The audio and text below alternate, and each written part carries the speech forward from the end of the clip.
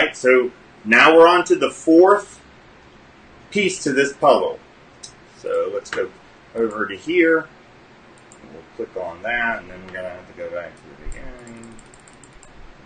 Okay, so responsive, that's the key word, live chat. The key word is responsive.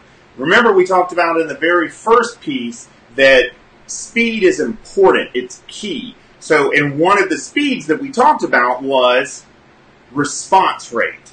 So, for live chat from Drift, $50 a month, and you can get the free one, but you're going to want 2 people, is my guess.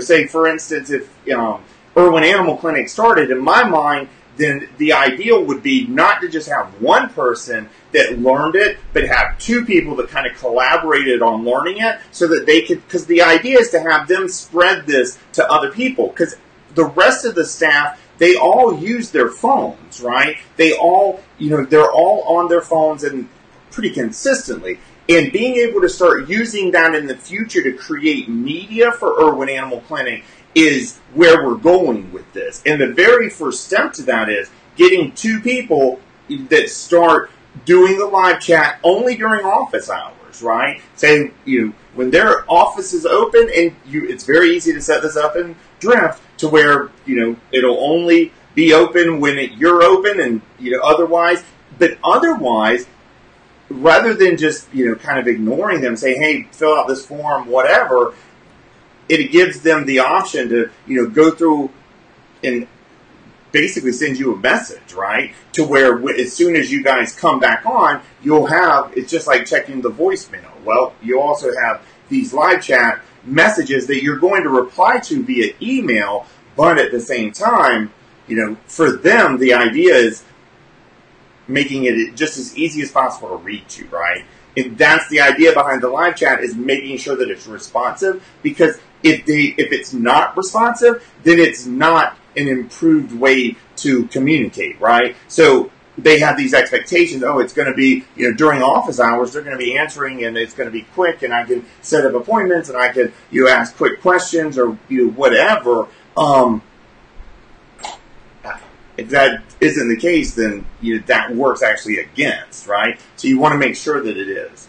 And it's not hard to do.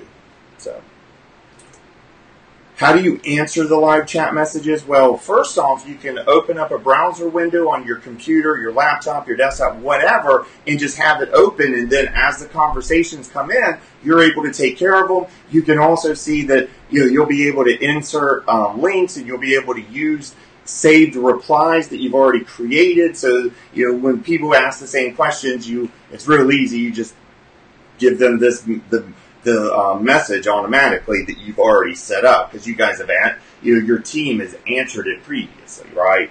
But then on top of that, as I mentioned before, you can also, there's the app, and so each of the 2 people, or if there's more, say they have 5 seats or 10 seats or whatever, with regardless, each person is able to download the app and log in, and now they're able to, respond to live chat in, whenever they want to, and from the ease of their phone.